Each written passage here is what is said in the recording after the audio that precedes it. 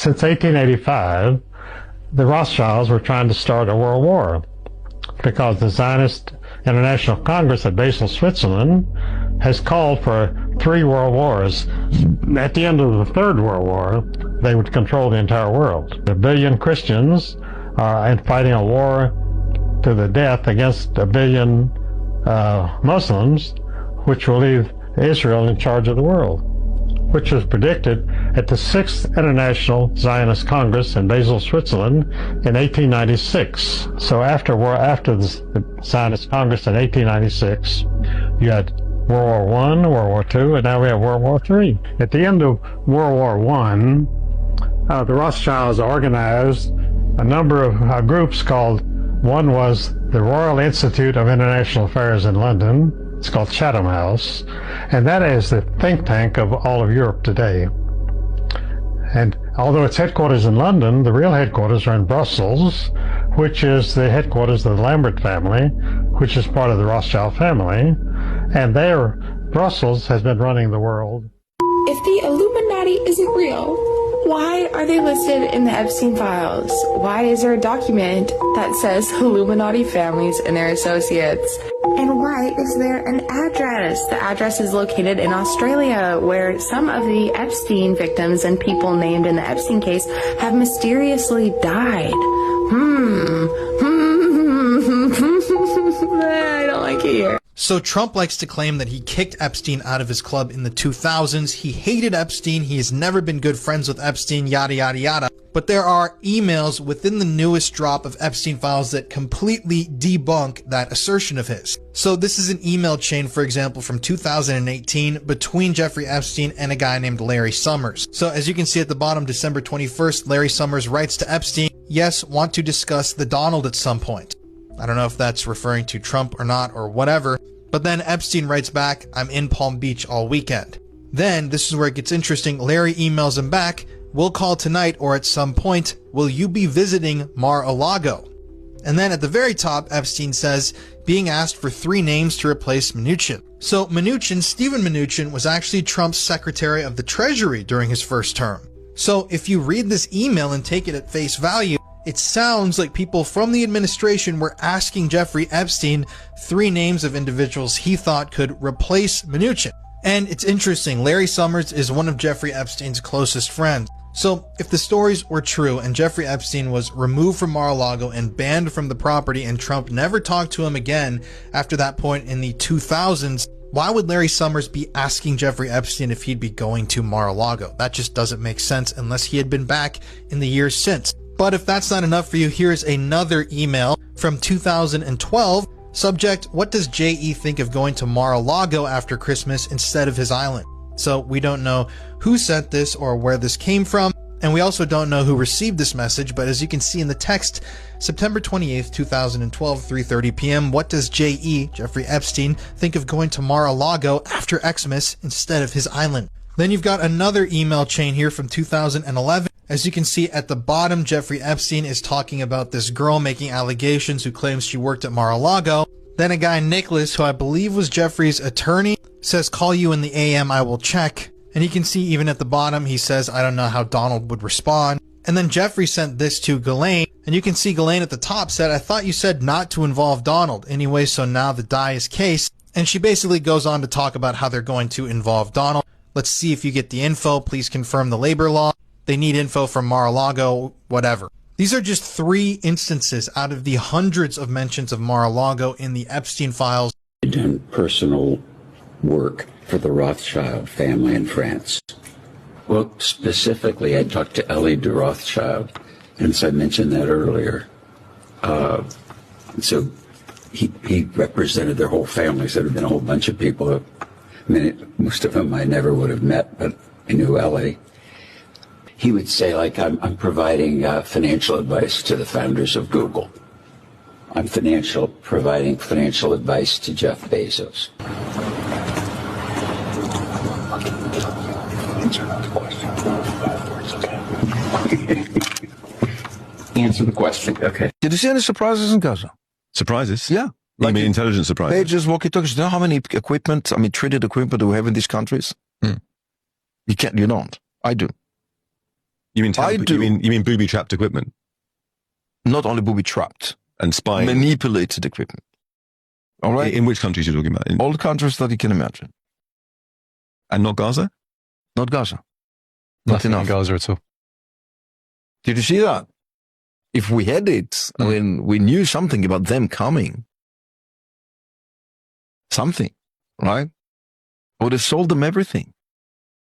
Just everything. I mean, you can't imagine the quantity when I have invented that method. That was in 2002 to 2004. The pager method. The manipulated equipment method. Okay? We have already used it. Manipulated equipment in Second Lebanon War. Some of the elements were speaking to us. How did you use it?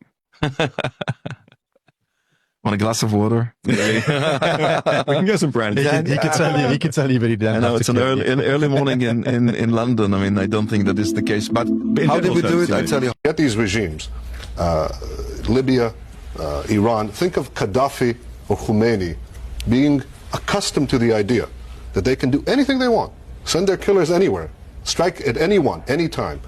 Then you may very well find yourself in a world in a few years from now with a Gaddafi or Khomeini with nuclear weapons.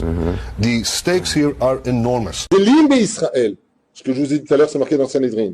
Le Mashiach viendra que quand Édom, l'Europe, la chrétienté sera totalement tombée. Donc je vous pose la question, c'est une bonne nouvelle que l'islam envahisse l'Europe? C'est une excellente nouvelle, ça annonce l'envie de Mashiach. Excellente nouvelle. You must understand, the leading Bolsheviks who took over Russia were not Russians. They hated Russians. They hated Christians. Driven by ethnic hatred, they tortured and slaughtered millions of Russians without a shred of human remorse. The October Revolution was not what you call in America the Russian Revolution. It was an invasion and conquest over the Russian people. More of my countrymen suffered horrific crimes at the blood-stained hands than any people or nation ever suffered in the entirety of human history. It cannot be understated. Bolshevism was the greatest human slaughter of all time.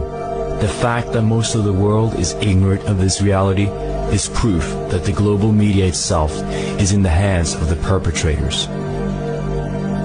We cannot state that all Jews are Bolsheviks, but without Jews, there will be no Bolshevism. For a Jew, nothing is more insulting than the truth. The blood-matted Jewish terrorists murdered 66 million in Russia from 1918 to 1957. Alexander Solzhenitsyn, Nobel Prize-winning novelist, historian, and victim of Jewish Bolshevism.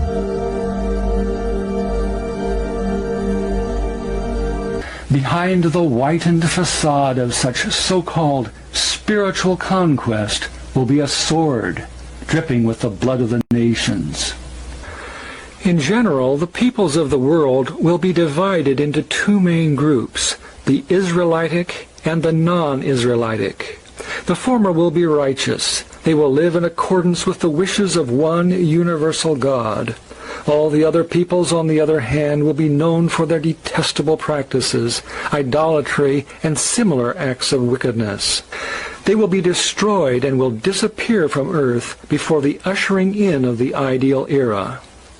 While Dr. Higger concedes that Gentiles who convert to Judaism may survive, his book is very specific as to which Gentiles must die. Israel will be a living testimony to the absolute unity of God. Consequently, in the ideal era, there will be no people who will believe in the division of the Godhead with two or more parts or persons. Only those people who believe in one God will survive in the ideal world. Jewish world government thus means death to anyone who believes in the Trinity, meaning Christians. This will be the great age of Christian martyrs, when, as Christ predicted, Christians will be delivered up to Jewish synagogues and condemned to death. Babylon the Great will be drunken with the blood of the martyrs of Jesus. In 1949, Israel's Prime Minister David Ben-Gurion confirmed the Talmud's dream of a Jewish utopia. Jerusalem is not the capital of Israel and world Jewry. It aspires to become the spiritual center of the world. In a 1962 Look magazine article, Ben-Gurion became much more specific. All continents will become unified in a world alliance, at whose disposal will be an international police force. All armies will be abolished, and there will be no more war. In Jerusalem, the United Nations, a truly united nations, will build a shrine of the prophets to serve the federated union of all continents. This will be the seat of the Supreme Court of mankind to settle all controversies among the federated continents, as prophesied by Isaiah. Significant political changes on the map from day to day. First it was Tunisia, then Egypt, Libya, now Syria. What do all those changes mean for the Middle East? And all that's happening, is it positive for Israel? Yes. I mean, there may be a transitional period that will create some difficulties, but in the long run, yes, look. It's not that those countries are changing. All countries are changing because the world has changed. And nobody has a choice, either to go with the modern age or to lag behind and really become poor and irrelevant. What's happening is, governments are no longer controlling their own economy. Instead of a national economy, you have a global economy. Now, if you want to enter, you have to follow the new rules of economy. Very book. He says that Freemasonry is based almost totally on the Kabbalah. Yes. Jewish magic. Yes. And many Jewish rabbis have admitted this, and they say that in all of the rituals of Freemasonry, you will find the Kabbalah, the system of magic of the Jews. For example, the 30th degree of Freemasonry is the Knights of Kadosh. Yes. And it involves skulls and black robes and a knight laying in a coffin speaking from the dead. Yes. And all of this turning to the god of the underworld, the gods of the underworld, is all related to Jewish Kabbalah because they believe in necromancy, communication with the dead. And they believe that in the last days, a Kabbalistic master will come upon the earth, and there will be a Jewish utopia, a new world order of the Jews, but they must go along with what are called the Noahide laws and be good Gentiles and go along with Kabbalah. And if they recognize that the Holy Spirit is the serpent. And by the way, that's also taught in the 32nd degree of Freemasonry, that is, the serpent is the Holy Spirit. And he is going to encircle the earth. Can you explain the hypocrisy and the absolute oxymoron that exists in having a Christian-Islamic alliance? Because obviously, they're trying to brainwash the Bible Belt now into turning against Jews and turning against Israel. Explain to people watching who somehow have been convinced and lied to that Muslims are allies of Christians, why this is a fallacy and why it is so dangerous to be promoting this idea that we can actually have a Christian Muslim alliance. We know that there's not a Jewish Muslim alliance because they are openly calling for the eradication of Jews. But explain, please, because I am so sick and tired, Tommy. I'm going to throw up the next time I see one of these influencers pushing a Christian Islamic alliance. I just think it's gross. Go ahead. That influencer 100% will not be from a town that's dominated by Islam. My hometown is 30 miles north of London. When I was born in 1982, we had one mosque. We now have 44. I can tell you the hostility that they hold, yeah? Did you know that Zionist, Kabbalist, Talmudic Jews are forbidden to enter Christian churches because they believe that they are filled with evil spirits and Christians are idolaters who should be killed? However, they are allowed to enter Islamic mosque and even pray inside with Muslims because they believe they worship the same God, the black cube, as in the cult of Saturn. Oh, and Tommy Robinson is compromised, a sellout for the Monet. He kissed the wall after denying Jesus Christ. Here he is wearing an IDF t-shirt and a Mossad t-shirt.